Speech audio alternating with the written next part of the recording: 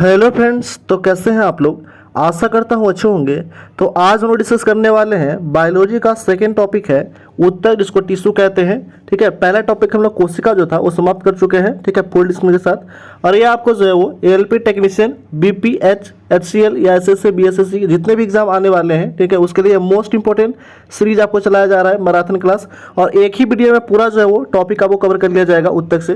तो कृपया जो भी चैनल पर नए हो सब्सक्राइब कर दें, लाइक कर दें, बेल आइकन दबा दें और अलग अलग रिलेटेड ग्रुप में शेयर कर दें। इसमें आपको मोस्ट इंपॉर्टेंट 140 जो है वो एमसीक्यू कराया जाएगा फुल डिस्क्रिप्शन के साथ। इससे बाहर आपको कुछ भी नहीं आने वाला है, चाहे आप जिस चीज़ का भी आप तैयारी कर रहे हैं। ठीक है, तो इसका पीडीएफ आपको व्हाट्सएप ग्रुप पे प्रोवाइड कर दिया जाता है। व्हाट्सएप ग्रुप का लिंक इस वीडियो के डिस्क्रिप्शन में दे दिया जाएगा, तो वहाँ से जाकर के आप ज्वाइन कर लीजिएगा। इसके पहले हम लोग एक टॉपिक कवर किए थे कोशिका का जो है वो इसका डिस्क्रिप्शन में लिंक दे दिया जाएगा, तो वहाँ से जाकर के आप देख लीजिएगा। आते हैं लोग फर्स्ट क्वेश्चन की ओर। पहला क्वेश्चन है, तो बायोलॉजी का सेकेंड टॉपिक है आपका हिस्टोलॉजी। ठीक है, स्टडी ऑफ टिश्यू को क्या कहते हैं, हिस्टोलॉजी यानी कि, ठीक है, उत्तक के अध्ययन को हम लोग कहते हैं उत्तक विज्ञान। ठीक है, ये आपका सेकेंड टॉपिक है, सेकेंड चैप्टर है, ठीक है, बायो का।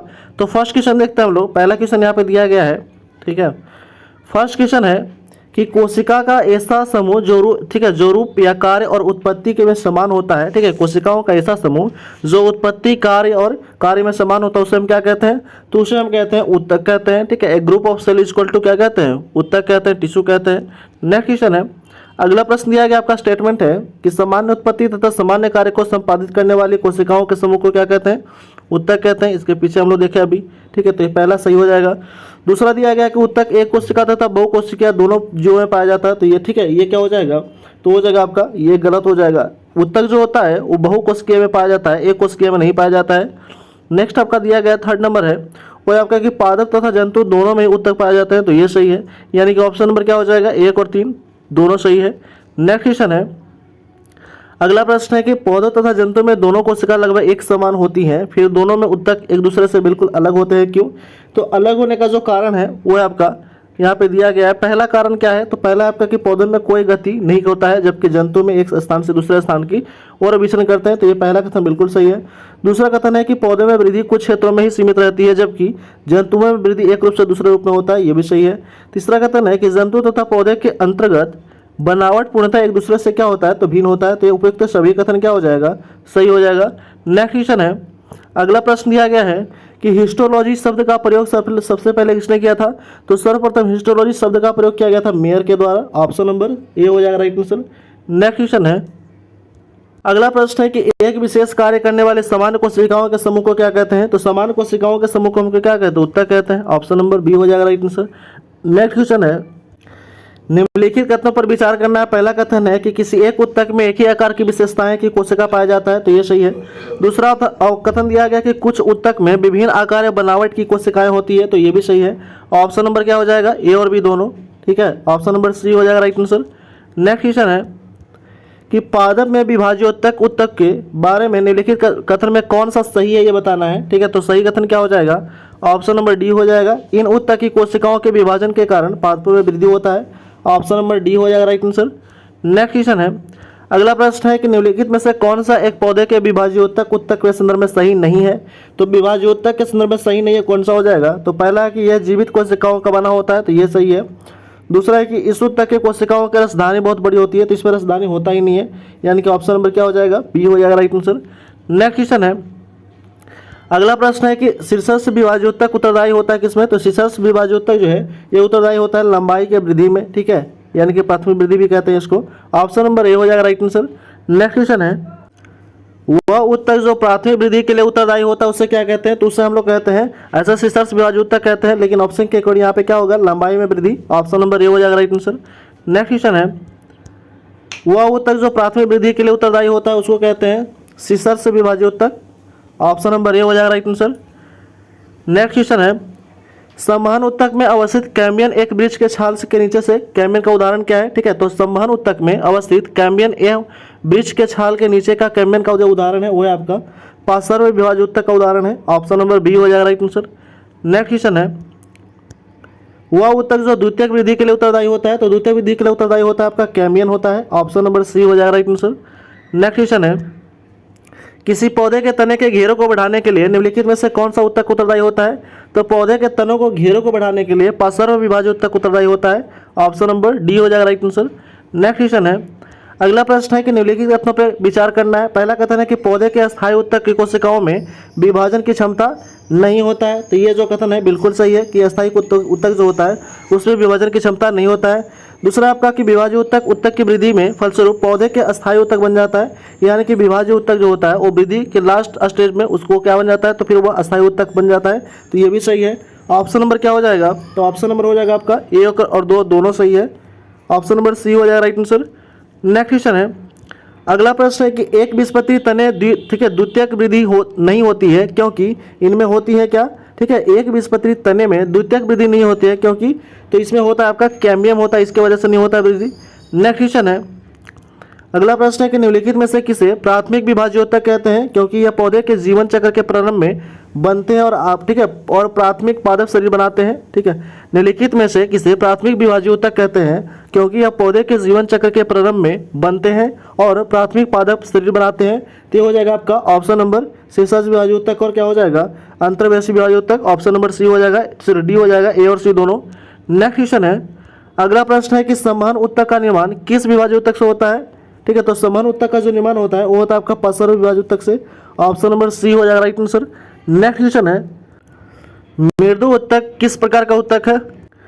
मृदु ऊतक जो है वो किस प्रकार का ऊतक है? तो वह जो है एक प्रकार का सरल ऊतक है, यानी कि सिंपल टिश्यू है। ऑप्शन नंबर ए हो जाएगा राइट आंसर। नेक्स्ट क्वेश्चन है, अगला प्रश्न दिया गया है कि निम्नलिखित में से किस ऊतक में जीवित कोशिका पाई जाती है? तो जीवित कोशिका पाया जाता है किसमें? ए और बी दोनों में, मृदु ऊतक में और स्थूलकण ऊतक में।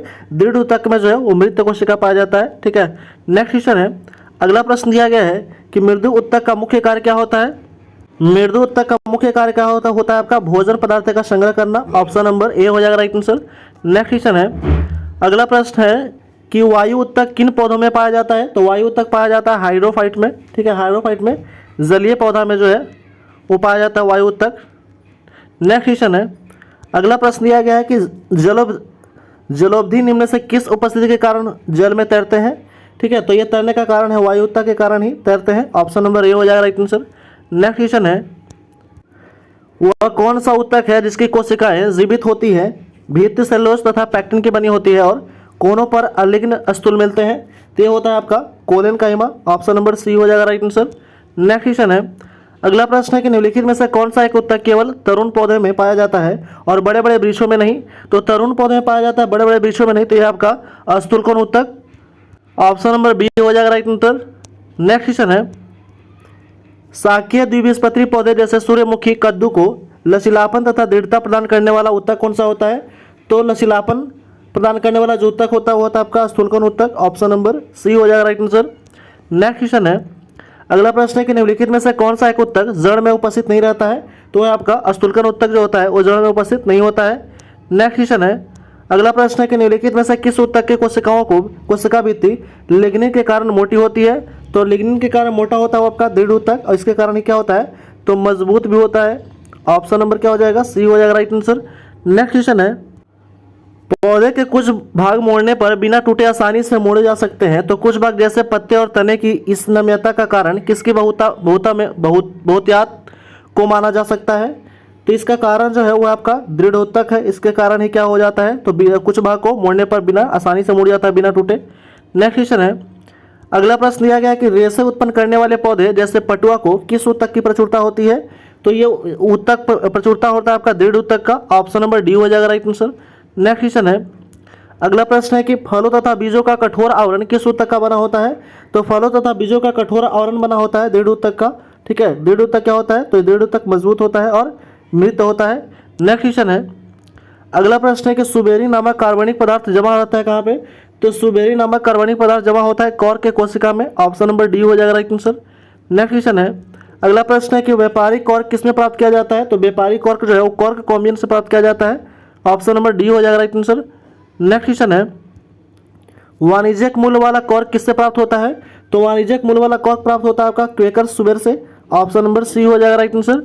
नेक्स्ट क्वेश्चन है, मृदु ऊतक किस कोशिका बना होता है? तो मृदु ऊतक जो होता है वो उस कोशिका का जो आकार होता है वो गोलाकार होता है और अंडाकार भी होता है। ऑप्शन नंबर ए हो जाएगा राइट आंसर। नेक्स्ट क्वेश्चन है, अगला प्रश्न है कि दृढ़ कोशिका में कौन से गुण नहीं पाया जाता है? तो दृढ़ कोशिका में नहीं गुण पाया जाता है, ये मृदुता कोशिका में निर्मित होता है, ये गुण नहीं पाया जाता है। ऑप्शन नंबर ए हो जाएगा राइट आंसर। नेक्स्ट क्वेश्चन है, अगला प्रश्न है कि निम्नलिखित में से किस उत्तक की कोशिकाओं में अंतर कोशिकीय स्थान यानी कि इंटरसेलुलर स्पेस नहीं पाया जाता है? तो ये किस में नहीं पाया जाता है? तो ये नहीं पाया जाता आपका ए और सी दोनों में, यानी कि विभाज्य उत्तक में और दृढ़ उत्तक में इंटरसेलुलर स्पेस, ठीक है, यानी कि अंतर कोशिकीय स्थान नहीं पाया जाता है। ऑप्शन नंबर डी हो जाएगा राइट आंसर, ए और सी दोनों। नेक्स्ट क्वेश्चन है, अगला प्रश्न है कि पौधों से प्राप्त होने वाला कॉर्क कौन सी विशेषताएं नहीं होती हैं? ठीक है, तो पौधों से प्राप्त होने वाला कॉर्क जो है ये विशेषता नहीं होता है। किसके कोशिका में पर्याप्त जीवद्रव पाए जाते हैं? तो इसमें जीवद्रव नहीं पाए जाते हैं। ठीक है, नेक्स्ट क्वेश्चन है, बिलामिन की आवश्यकता होती है कहाँ पे? तो बिलामिन की आवश्यकता होती है नमी के अवशोषण के लिए। ऑप्शन नंबर सी हो जाएगा राइट आंसर। नेक्स्ट क्वेश्चन है, अगला प्रश्न है कि किस प्रकार के जड़ में बिलामिन नामक अंतर्ग्राही स्पंजी उत्तक पाया जाता है? तो ये पाया जाता है आपका अधिपाद मूल में। ऑप्शन नंबर डी हो जाएगा राइट आंसर, यानी कि इपीफाइटिक रूट में। नेक्स्ट क्वेश्चन है, आर्किड में बिलोमन उत्तक पाया जाता है। ठीक है, आर्किड में बिलोमन उत्तक मूल में पाया जाता है, जड़ों में पाया जाता है। नेक्स्ट क्वेश्चन है, अगला प्रश्न है कि पौधों का सबसे बाहरी स्तर छिलका को क्या कहते हैं? तो छिलका को कहते हैं अधिचर्म कहते हैं, ठीक है, एपिडर्मिस कहते हैं। ऑप्शन नंबर ए हो जाएगा राइट आंसर। नेक्स्ट क्वेश्चन है, अगला प्रश्न है कि शुष्क स्थानों पर पाए जाने वाले पौधों में एपिडर्मिस में कौन सी परत होती है जो पौधे के जल हानि को रोकता है? तो पौधों में जल हानि को रोकता है कौन सा? तो वह रोकता है आपका क्यूटिकल रोकता है। ऑप्शन नंबर क्या हो जाएगा? बी हो जाएगा राइट आंसर। नेक्स्ट क्वेश्चन है, अगला प्रश्न दिया गया है, त्वचाजन यानी कि डर्मोटेजन उत्तक सीसर्स विभाज्य उत्तक से बना होता है, निम्नलिखित में से किसमें विकसित होता है ये? तो ये विकसित होता है आपका बाह्य त्वचा में, एपिडर्मिस में विकसित होता है। ऑप्शन नंबर ए हो जाएगा राइट आंसर। नेक्स्ट क्वेश्चन है, अगला प्रश्न है कि निम्नलिखित में से कौन सा उत्तक तंत्र पौधों में संपूर्ण मध्य भाग में निर्माण करता है? तो निर्माण करता है आपका ground fundamental tissue system. Option number B हो जाएगा राइट आंसर। नेक्स्ट क्वेश्चन है, अगला प्रश्न दिया गया है कि रंध्र तथा मूल रोम पाया जाता है कहाँ पे? तो रंध्र और मूल रोम पाया जाते हैं बाह्य त्वचा में, एपिडर्मिस में। ऑप्शन नंबर ए हो जाएगा राइट आंसर। नेक्स्ट क्वेश्चन है, अगला प्रश्न दिया गया है कि पौधे के बाह्य त्वचा के ठीक नीचे की परत को क्या कहते हैं? तो पौधे के बाह्य त्वचा के ठीक नीचे की परत को कहा जाता है, नीचे की परत को कहा जाता है आपका कॉर्टेक्स कहा जाता है। ऑप्शन नंबर सी हो जाएगा राइट आंसर। नेक्स्ट क्वेश्चन है, अगला प्रश्न है कि पौधे के अंतर त्वचा और संवहन मंडल के बीच पाए जाने वाले परत को क्या कहते हैं? तो पौधे और अंतर त्वचा और संवहन मंडल के बीच पाए जाने वाले परत जो है उसको कहते हैं परिंभ कहते हैं, ठीक है, यानी कि पेरीसाइकिल कहते हैं। ऑप्शन नंबर डी हो जाएगा राइट आंसर। नेक्स्ट क्वेश्चन है, अगला प्रश्न दिया गया है कि कैम्बियन जो होता है के संबंध में निम्न से कौन सा एक सही नहीं है? तो कैम्बियन के संबंध में सही नहीं है कि यह एक बीजपत्री द्विबीजपत्री दोनों पौधे पाए जाते हैं, तो यह सही नहीं है। ऑप्शन नंबर बी हो जाएगा राइट आंसर, बाकी सभी सही है।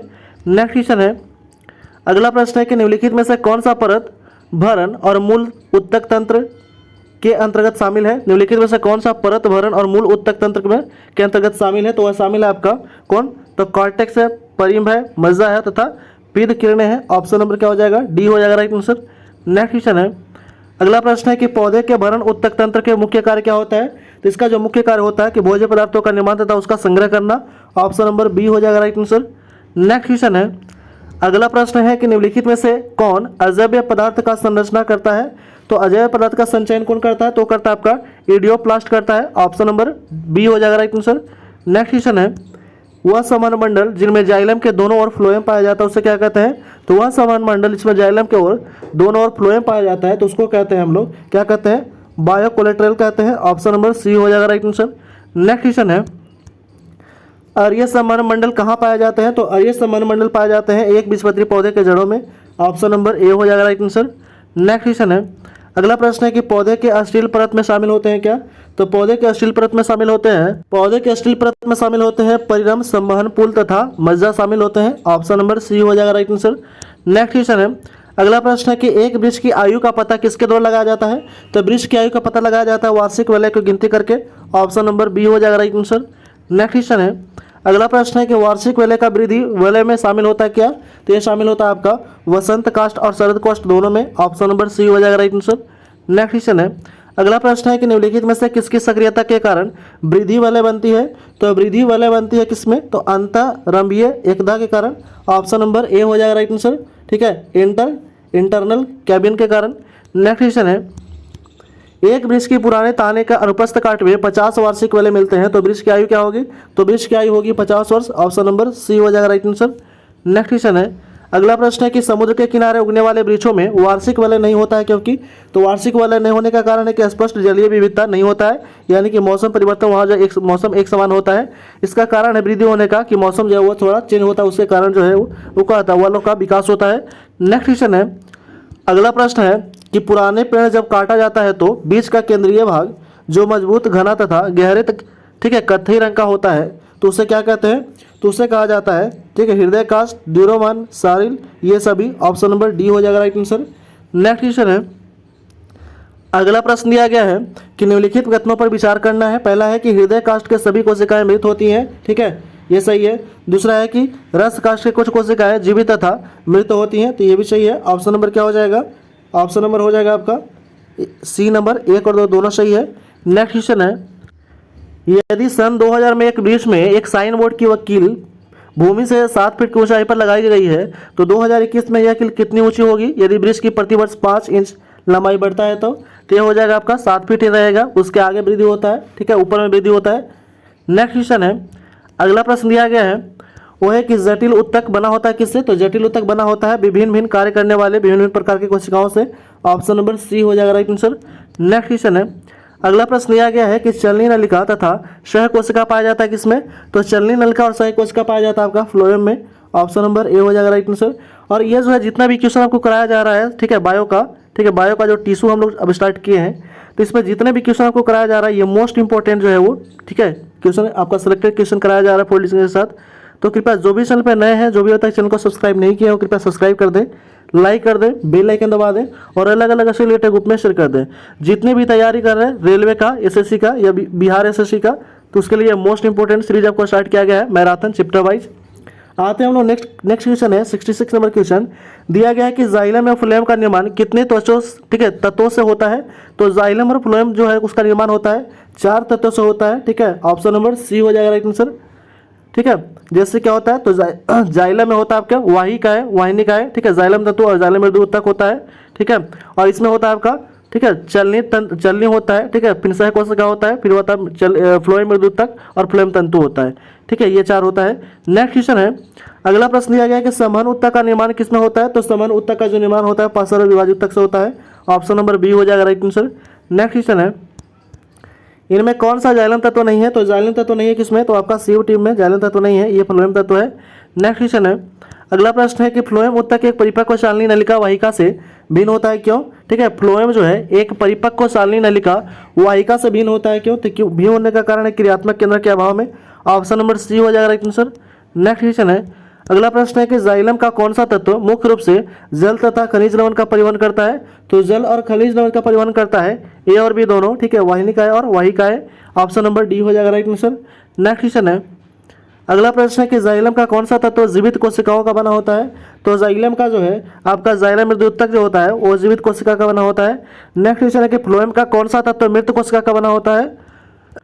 फ्लोएम का कौन सा तत्व जो है वो मृत कोशिका का बना होता है? तो ये बना होता है आपका वाष्प तंतु होता है, ये मृत कोशिका का बना होता है। नेक्स्ट क्वेश्चन है, अगला प्रश्न है कि फ्लोएम का कौन सा तत्व मुख्यतः भोजन पदार्थों के समन्वय में भाग लेता है? तो भोजन पदार्थ के समन्वय में भाग लेता है आपका सालनी नलिका। ऑप्शन नंबर ए हो जाएगा राइट आंसर। नेक्स्ट क्वेश्चन है, अगला प्रश्न है कि चालनी नलिकाओं में भोज्य पदार्थ के संबंध में मदद करता है कौन? तो मदद करता है आपका सह कोशिका मदद करता है। ऑप्शन नंबर ए हो जाएगा राइट आंसर। नेक्स्ट क्वेश्चन है, अगला प्रश्न है कि फ्लोएम का कौन सा तत्व फ्लोएम उत्तक को यांत्रिक सहायता प्रदान करता है? तो फ्लोएम उत्तक को यांत्रिक सहायता प्रदान करता है आपका कौन? तो फ्लोएम तंतु प्रदान करता है। ऑप्शन नंबर बी हो जाएगा राइट आंसर। नेक्स्ट क्वेश्चन है, अगला प्रश्न है कि फ्लोएम उत्तक में चालनी पट्टी पाई जाती है, ठीक है, तो फ्लोएम उत्तक चालनी पट्टी पाई जाती है 2 चालनी नलिका के बीच में। ऑप्शन नंबर बी हो जाएगा राइट आंसर। नेक्स्ट क्वेश्चन है, अगला प्रश्न है कि पौधों में फ्लोएम मुख्यतः उत्तरदायी होता है किसमें? तो पौधों में फ्लोएम जो है वो मुख्यतः उत्तरदायी होता है आहार वहन के लिए। ऑप्शन नंबर ए हो जाएगा राइट आंसर।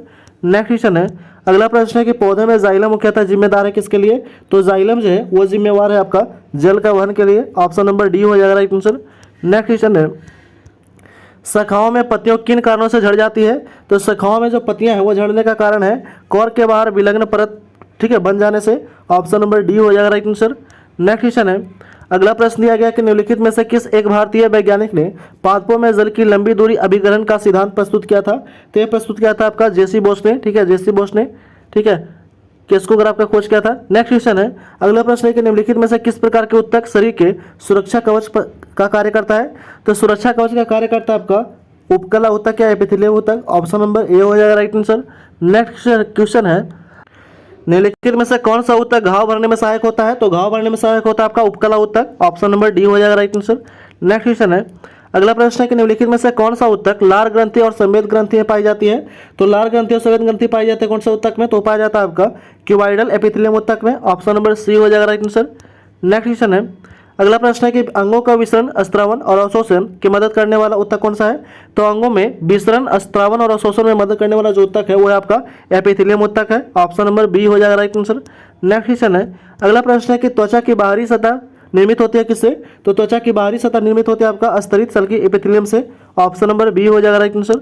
नेक्स्ट क्वेश्चन है, अगला प्रश्न है कि निम्नलिखित में से किस एपिथेलियम ऊतक में कोशिकाओं के रसांकुर तथा शिलिया पाए जाते हैं? तो ये पाया जाता है किसमें?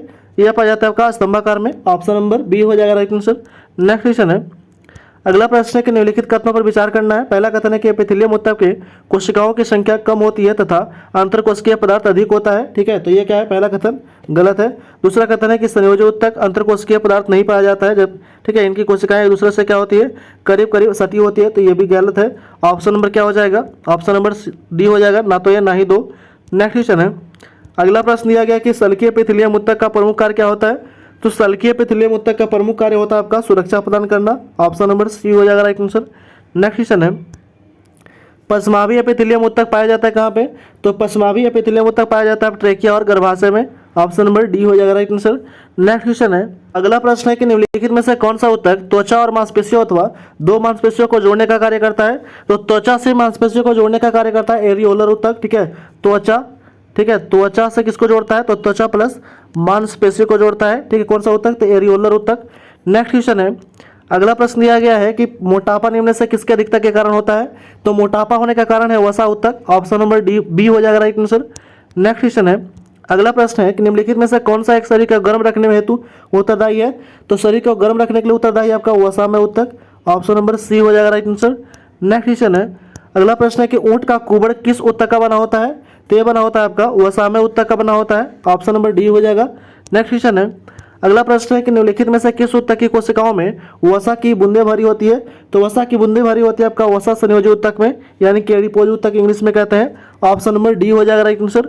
नेक्स्ट क्वेश्चन है, अगला प्रश्न है कि निम्नलिखित में ऊतक कौन सा है? तो ऊतक जो है वो आपका लसिका, ठीक है, ऊतक जो है वो आपका रुधिर जो एक प्रकार का संयोजी ऊतक है, ठीक है, कौन सा ऊतक है? तो संयोजी ऊतक है, और ये बाकी सभी जो है यकृत, वृक्क और अमाशय है, तो अंग है। नेक्स्ट क्वेश्चन है, अगला प्रश्न दिया गया कि निम्नलिखित में से कौन सा ऊतक का उदाहरण है? तो ऊतक का उदाहरण है ये आपका लसिका, लसिका एक प्रकार का संयोजी ऊतक है, ये सभी क्या है? तो अंग है। नेक्स्ट क्वेश्चन है, अगला प्रश्न है कि निम्नलिखित में से कौन संयोजी ऊतक है? तो संयोजी ऊतक जो है वो है आपका कौन सा? तो इनमें से सभी जो है संयोजी ऊतक है उपास्थि, अस्थि और लिगामेंट, ये सभी जो है संयोजी ऊतक है। उपास्थि में कॉन्ड्री नामक प्रोटीन पाया जाता है, अस्थि में ओसी नामक प्रोटीन पाया जाता है। नेक्स्ट क्वेश्चन है, अगला प्रश्न है कि निम्नलिखित में से कौन एक शरीर को गर्म रखने हेतु उत्तरदायी होता है? तो शरीर को गर्म रखने के लिए उत्तरदायी है वो आपका वसामय ऊतक। ऑप्शन नंबर सी हो जाएगा राइट आंसर। नेक्स्ट क्वेश्चन है, श्वेत तथा पीला तंतु पाया जाता है कहाँ पे? तो श्वेत और पीला तंतु पाया जाता है एरियोलर ऊतक में। ऑप्शन नंबर बी हो जाएगा राइट आंसर। नेक्स्ट क्वेश्चन है, अगला प्रश्न है कि कॉन्ड्री नामक प्रोटीन कहाँ पाया जाता है? तो कॉन्ड्री नामक प्रोटीन जो है वो पाया जाता है आपका उपास्थि में। ऑप्शन नंबर बी हो जाएगा राइट आंसर। उपास्थि को कार्टिलेज इंग्लिश में कहते हैं। टेंडन का निर्माण होता है किसमें? तो टेंडन का निर्माण होता है श्वेत तंतु में ऊतक से। ऑप्शन नंबर ए हो जाएगा राइट आंसर। नेक्स्ट क्वेश्चन है, लिंगामेंट का निर्माण किससे होता है? तो लिंगामेंट का निर्माण होता है पीला तंतु में ऊतक से। ऑप्शन नंबर बी हो जाएगा राइट आंसर। नेक्स्ट क्वेश्चन है, अगला प्रश्न दिया गया है कि टेंडन तथा लिगामेंट किस प्रकार का ऊतक है? तो ये दोनों जो है वो संयोजी ऊतक है, जोड़ने का काम करता है। संयोजी ऊतक इंग्लिश में कहता है कनेक्टिव टिश्यू, ठीक है, कनेक्टिव टिश्यू। नेक्स्ट क्वेश्चन है, अगला प्रश्न दिया गया है कि निम्नलिखित कथनों पर विचार करना है। पहला है कि टेंडन मांसपेशियों तथा अस्थि को एक दूसरे से जोड़ता है, तो ये सही है। दूसरा कथन है कि लिगामेंट हड्डियों से जोड़ता है, ये भी सही है, यानी कि ऑप्शन नंबर क्या हो जाएगा? एक और दो दोनों सही है। ऑप्शन नंबर सी हो जाएगा राइट आंसर। नेक्स्ट क्वेश्चन है, अगला प्रश्न दिया गया है कि सेबेसियम ग्रंथि कहाँ पाई जाती है? तो सेबेसियम ग्रंथि जो है पाया जाता है आंसू, ठीक है, ये पाया जाता है आपका सेबेसियम ग्रंथि पाया जाता है स्तनियों के त्वचा के डर्मिस में। ऑप्शन नंबर बी हो जाएगा राइट आंसर। नेक्स्ट क्वेश्चन है, अगला प्रश्न है कि लैक्रिमल ग्रंथि कहाँ पाई जाती है, तो ये आंसू में पाया जाता है, ठीक है, इसके कारण आंसू स्रावित होता है। ऑप्शन नंबर डी हो जाएगा राइट आंसर। नेक्स्ट क्वेश्चन है, अगला प्रश्न है कि किस उत्तक के तलवे खुर और सिंग बने होते हैं, तो किस उत्तक के तलवे खुर और सिंग जो है वो बने होते हैं, तो ये बने होते हैं आपका किरेटिन के। ऑप्शन नंबर सी हो जाएगा राइट आंसर। नेक्स्ट क्वेश्चन है, अगला प्रश्न है कि ऑस्टियोब्लास्ट नामक कोशिका उपस्थित होता है किसमें, तो ऑस्टियोब्लास्ट नामक कोशिका उपस्थित होता है आपका अस्थि में, ठीक है, उपास्थि में जो होता है वो क्या होता है, तो उपास्थि में हो जाता है कॉन्डियोब्लास्ट, ठीक है। नेक्स्ट क्वेश्चन है कि कॉन्डियोब्लास्ट नामक कोशिका पाया जाता है किसमें, तो उपास्थि में पाया जाता है। ऑप्शन नंबर बी हो जाएगा राइट आंसर। नेक्स्ट क्वेश्चन है, अगला प्रश्न दिया गया है कि मास्ट कोशिका पाई जाती है किसमें, तो मास्ट कोशिका पाया जाता है संयोजी उत्तक में। ऑप्शन नंबर ए हो जाएगा राइट आंसर। नेक्स्ट क्वेश्चन है, अगला प्रश्न है कि एरियोलर उत्तक में पाए जाने वाले निम्नलिखित कोशिकाओं में से कौन रुधिर वाहिनियों को फैलाने के लिए प्रोटीन हिस्टामिन स्रावित करता है, तो प्रोटीन हिस्टामिन स्रावित करता है आपका मास्ट कोशिका। ऑप्शन नंबर बी हो जाएगा राइट आंसर। नेक्स्ट क्वेश्चन है, निम्नलिखित में से कौन प्लीहा यकृत तथा अस्थिमज्जा में पाया जाता है, तो प्लीहा यकृत और अस्थिमज्जा में पाया जाता है आपका जालवत संयोजी उत्तक। ऑप्शन नंबर सी हो जाएगा राइट आंसर। नेक्स्ट क्वेश्चन है, अगला प्रश्न दिया गया है कि मनुष्य की त्वचा सबसे मोटी होती है कहाँ पे, तो तलवे पे सबसे मोटी होती है। ऑप्शन नंबर बी हो जाएगा राइट आंसर। नेक्स्ट क्वेश्चन है, अगला प्रश्न है कि मनुष्य की त्वचा सबसे पतली होती है कहाँ पे, तो आंखों के पलक पे सबसे पतली होती है। ऑप्शन नंबर सी हो जाएगा राइट आंसर। नेक्स्ट क्वेश्चन है, अगला प्रश्न दिया गया है कि वृद्धावस्था में त्वचा में झुर्रियाँ पड़ जाती है, इसका कारण क्या है, तो वृद्धावस्था में, ठीक है, वृद्धावस्था में जो है त्वचा में झुर्रियाँ पड़ने का कारण है कि चर्म में वसा उत्तक की क्या हो जाती है, कमी हो जाती है। ऑप्शन नंबर सी हो जाएगा राइट आंसर। नेक्स्ट क्वेश्चन है, अगला प्रश्न दिया गया है वो है कि नाभि रज्जु जो है वो क्या है, तो नाभि रज्जु एक प्रकार का भ्रूणीय संयोजी उत्तक है। ऑप्शन नंबर डी हो जाएगा राइट आंसर। नेक्स्ट क्वेश्चन है, अगला प्रश्न है कि, ठीक है, हाइबर्सियन तंत्र पाया जाता है कहाँ पे, तो हाइबर्सियन तंत्र पाया जाता है आपका स्तनियों के अस्थियों में। ऑप्शन नंबर डी हो जाएगा राइट आंसर। नेक्स्ट क्वेश्चन है, अगला प्रश्न दिया गया है कि हिस्टामिन एक प्रकार का प्रोटीन है जो भाग लेते किसमें, तो हिस्टामिन प्रोटीन भाग लेते हैं एलर्जी प्रतिक्रिया में। ऑप्शन नंबर बी हो जाएगा राइट आंसर। नेक्स्ट क्वेश्चन है, अगला प्रश्न है कि कोलेजन फाइबर शरीर में पाए जाने वाले कुल प्रोटीन का क्या है, तो कोलेजन फाइबर जो है वो पाए जाने वाले कुल प्रोटीन का कितना परसेंट है, तो 1/3 भाग है। ऑप्शन नंबर बी हो जाएगा राइट आंसर। नेक्स्ट क्वेश्चन है, अगला प्रश्न है कि संयोजी उत्तक का अधिकांश प्रोटीन किसमें पाया जाता है, तो संयोजी उत्तक का अधिकांश प्रोटीन जो है वो कोलेजन प्रोटीन है। ऑप्शन नंबर सी हो जाएगा राइट आंसर। नेक्स्ट क्वेश्चन है, अगला प्रश्न है कि बाह्य कर्ण में पाए जाने वाले अंतःकंकाल क्या होता है, तो अंतःकंकाल जो होता है वो होता है उपास्थि का ही बना होता है। ऑप्शन नंबर ए हो जाएगा राइट आंसर। नेक्स्ट क्वेश्चन है, अगला प्रश्न है कि शारीरिक अंगों में गति के लिए जिम्मेवार उत्तक कौन सा है, तो हमारे शरीर में जो गति के लिए जिम्मेवार उत्तक है वो आपका पेशीय उत्तक है, ठीक है, पेशीय उत्तक के कारण हम क्या करते हैं, गति करते हैं। ऑप्शन नंबर बी हो जाएगा राइट आंसर। नेक्स्ट क्वेश्चन है, सर्कोप्लाज्म नामक तरल पाया जाता है कहाँ पे, तो सर्कोप्लाज्म नामक तरल पाया जाता है आपका पेशीय उत्तक में। ऑप्शन नंबर बी हो जाएगा राइट आंसर। नेक्स्ट क्वेश्चन है, अगला प्रश्न है कि आरेखित तथा रेखित उत्तक मूल रूप से किस प्रकार के उत्तक है, तो आरेखित और रेखित जो है मूल रूप से पेशीय उत्तक है। ऑप्शन नंबर बी हो जाएगा राइट आंसर। नेक्स्ट क्वेश्चन है, अगला प्रश्न है कि नेत्र के आइरिस में पाए जाने वाले उत्तक कौन सा है, तो नेत्र के आइरिस में पाए जाने वाला जो उत्तक है वो आरेखित पेशी है। ऑप्शन नंबर बी हो जाएगा राइट आंसर। अगला प्रश्न दिया गया है वो है कि ठीक है, कॉलेक्टेड डिस्क उपस्थित होता है कहाँ पे, तो इंटर कॉलेक्टेड डिस्क उपस्थित होता है आपका हृदय पेशी में, हृदय पेशी में। ऑप्शन नंबर सी हो जाएगा राइट आंसर। नेक्स्ट क्वेश्चन है, अगला प्रश्न दिया गया है कि निम्नलिखित में से कौन सी पेशी ऐच्छिक पेशी है, तो ऐच्छिक पेशी जो है वो आपका कौन सा पेशी है, तो आपका रेखित पेशी है। ऑप्शन नंबर बी हो जाएगा राइट आंसर। नेक्स्ट क्वेश्चन है, अगला प्रश्न दिया गया है कि आहार नाल के एक भाग से दूसरे भाग में भोजन को प्रवाह किस पेशी के संकुचन के प्रसार के कारण होता है, तो होता है आपका आरेखित पेशी के कारण। ऑप्शन नंबर बी हो जाएगा राइट आंसर। नेक्स्ट क्वेश्चन है, अगला प्रश्न दिया गया है कि मायोफाइब्रिल नामक रचना किस उत्तक में पाया जाता है, तो मायोफाइब्रिल नामक रचना जो है ये पाया जाता है आपका पेशीय उत्तक में। ऑप्शन नंबर ए हो जाएगा राइट आंसर। नेक्स्ट क्वेश्चन है, अगला प्रश्न है कि निम्नलिखित में से किस पेशी में थकान उत्पत्ति नहीं होती है, तो थकान उत्पन्न नहीं होता किसमें, तो होता है आपका कार्डियक पेशी में, यानी कि हृदय पेशी में जो है वो थकान उत्पन्न नहीं होता है। हृदय जो है वो 24/7 जो है वो क्या होता है, धड़कते रहता है, काम करता है। नेक्स्ट क्वेश्चन है, अगला प्रश्न है कि शरीर के कुल भार का लगभग 50% भार होता है किसमें, तो कुल भार का 50% भार होता है आपका रेखित पेशी में। ऑप्शन नंबर ए हो जाएगा राइट आंसर। नेक्स्ट क्वेश्चन है, अगला प्रश्न है कि संवेदना का चालन शरीर के एक भाग से दूसरे भाग में होता है किसके कारण, तो संवेदना का जो चालन होता है वो शरीर में एक भाग से दूसरे भाग में होता है आपका किसमें, किसके कारण, तो तंत्रिका उत्तक के कारण। ऑप्शन नंबर बी हो जाएगा राइट आंसर। नेक्स्ट क्वेश्चन है, अगला प्रश्न है कि तंत्रिका उत्तक की इकाई क्या है, तो वह आपका इकाई है न्यूरॉन है। ऑप्शन नंबर सी हो जाएगा राइट आंसर। नेक्स्ट क्वेश्चन है, अगला प्रश्न दिया गया कि मनुष्य के शरीर में सबसे लंबी कोशिका होती है कहाँ पे, तो सबसे लंबी कोशिका होती है तंत्रिका तंत्र की कोशिका, ठीक है। ऑप्शन नंबर सी हो जाएगा राइट आंसर। नेक्स्ट क्वेश्चन है, जन्म के बाद मानव के किस ऊतक में कोई कोशिका विभाजन नहीं होता है? तो जन्म के बाद मानव में किस ऊतक में कोई भी कोशिका विभाजन नहीं होता है? तो होता है आपका तंत्रिका ऊतक में कोई भी कोशिका विभाजन नहीं होता है। नेक्स्ट क्वेश्चन है, अगला प्रश्न है कि न्यूरॉन के डेड एंड से निकलने वाली पतली पतली शाखाओं को क्या कहते हैं? तो पतली पतली शाखाओं को कहा जाता है डेंड्राइट्स कहा जाता है। ऑप्शन नंबर सी हो जाएगा राइट आंसर। नेक्स्ट क्वेश्चन है, अगला प्रश्न है कि रैनबियर एक नोड कहाँ पाया जाता है? तो रैनबियर का नोड जो है वो कहाँ पाया जाता है? तो पाया जाता है आपका ठीक है, वो पाया जाता है कहाँ पे? तंत्रिका ऊतक में, तंत्रिका में। ऑप्शन नंबर सी हो जाएगा राइट आंसर। नेक्स्ट क्वेश्चन है, दो न्यूरॉन के जोड़ को क्या कहते हैं? तो दो न्यूरॉन का जो जुड़ता है उसको कहते हैं सिनेप्स के नाम से जाना जाता है। ऑप्शन नंबर बी हो जाएगा राइट आंसर। नेक्स्ट क्वेश्चन है, अगला प्रश्न दिया गया है कि न्यूरॉन कोशिका में संवेदना का संचार कैसे होता है? तो संवेदना का संचार होता है एक न्यूरॉन तथा एक्सॉन के दूसरे न्यूरॉन के डेटाइट से। ऑप्शन नंबर ए हो जाएगा राइट आंसर। नेक्स्ट क्वेश्चन है और इस वीडियो का लास्ट क्वेश्चन है, ठीक है, 140 नंबर क्वेश्चन दिया गया है कि बायोप्सी संबंधित है किससे? तो बायोप्सी जो है वो संबंधित है आपका परीक्षण के लिए ऊतक को शरीर को अलग करने से। यानी कि जो है इसमें जो है क्या होता है कि शरीर से काट करके हम ये परीक्षण करते हैं कि इसमें जो है कैंसर हो सके, ठीक है, कैंसर होने की संभावना है या नहीं है। यानी कि कैंसर की पहचान करने के लिए बायोप्सी जो है वो टेस्ट कराया जाता है। तो इस तरह जो हम लोग टिश्यू जो है इस वीडियो में हम लोग समाप्त कर चुके हैं। टिश्यू से जितने भी क्वेश्चन बनते हैं टोटल हम लोग, ठीक है, मोस्ट इंपॉर्टेंट जो है वो क्वेश्चन हम लोग कवर कर लिए हैं इस वीडियो में। तो कृपया जो भी चैनल पर नए हो सब्सक्राइब कर दें, लाइक कर दें, बेल आइकन दबा दें और अलग अलग ऐसे रिलेटेड ग्रुप में शेयर कर दें। इसी तरह का आपको वीडियो जो है वो डेली प्रोवाइड किया जाएगा 1-2 दिन पे, ठीक है, आपको चैप्टर वाइज, ठीक है। तो कृपया अभी तक जो भी चैनल को सब्सक्राइब नहीं किया है वो कृपया जल्द से जल्द सब्सक्राइब कर ले। Thanks for watching.